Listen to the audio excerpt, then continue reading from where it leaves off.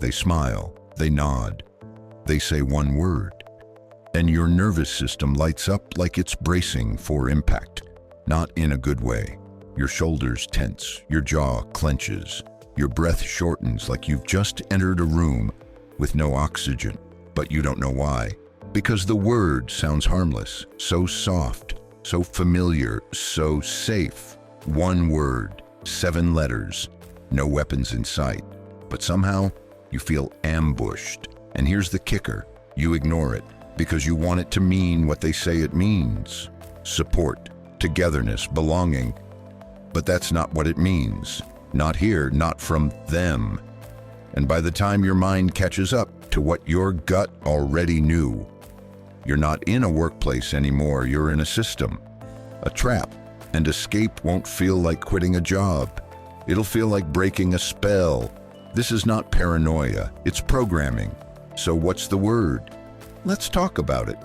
Because if your boss says this one word, you don't just walk away, you run. Family, that's it. If your boss calls your workplace a family, you need to start packing your emotional bags. Because what you're hearing isn't love, it's leverage. It means your boundaries don't apply here. Your personal time is now a group asset. Your loyalty is expected, and if you hesitate, we'll call it betrayal.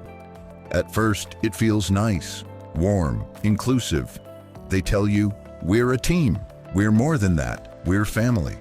But behind that smile is a blueprint. Because when they say family, they don't mean we support you. They mean we own you. Let's break this down. In a real family, love is unconditional. Mistakes are forgiven. Burnout is cared for. Rest is encouraged. But in a workplace using the word family as a weapon, everything has strings attached. Try saying no. Watch what happens. We really needed you on that call. You're such a team player, usually. Disappointed to see you checking out? Suddenly, your refusal isn't a professional boundary. It's a personal insult because they've redefined your workload as your worth. And here's the genius of it. You don't even realize it's happening because it's not overt, it's subtle. Like a slow leak in your psychological tires. Every compliment is a rope, every thank you is a shackle. And before long, you're volunteering your weekends, skipping birthdays, answering emails at midnight. Why? Because you don't want to let the family down. This is where it gets dangerous. The word family bypasses your logic and hits your emotional wiring. It taps into one of the oldest human needs, belonging. Because who doesn't want to feel like they matter? Who doesn't want to be part of something bigger? But that's the bait. And once you're hooked, you'll justify everything. You'll say, it's just a busy season. They need me. I don't want to be the one who drops the ball. But look closer. Every time you ignore your gut, you're not proving loyalty. You're erasing yourself. And the more of you that disappears, the more praise you get. That's not recognition. That's conditioning.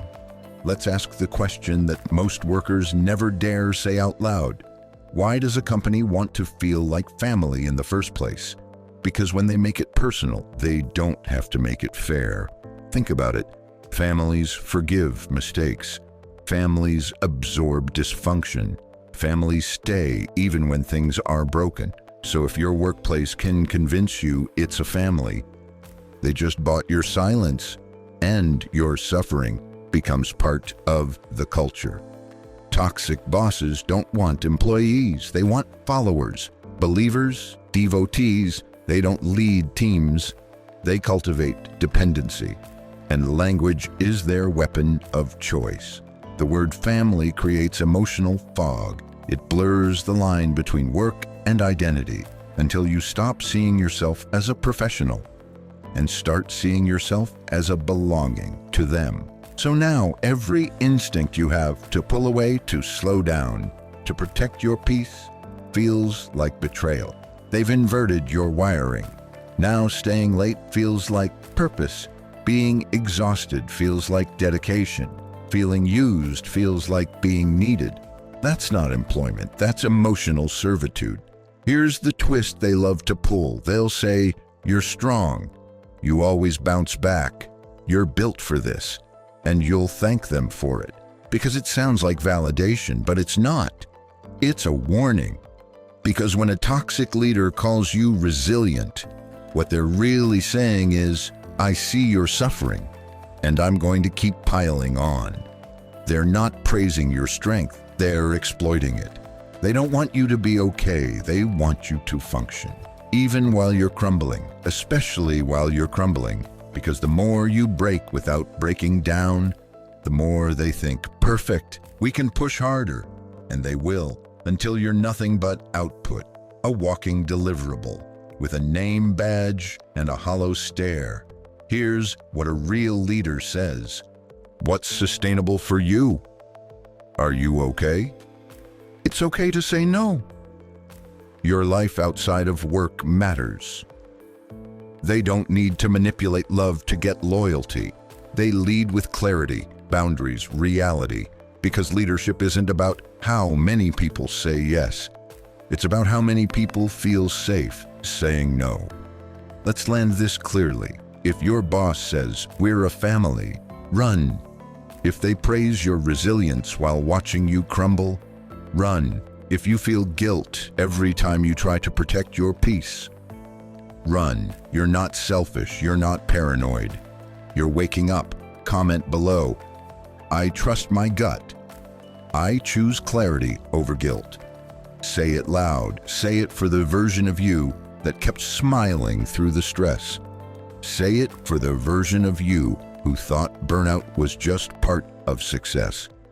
Say it so that someone else scrolling through this finally realizes they're not crazy. And don't stop here. The next video will teach you how to detect psychological abuse from authority figures and how to leave without losing your mind. This isn't over. This is your turning point. Now finish the job.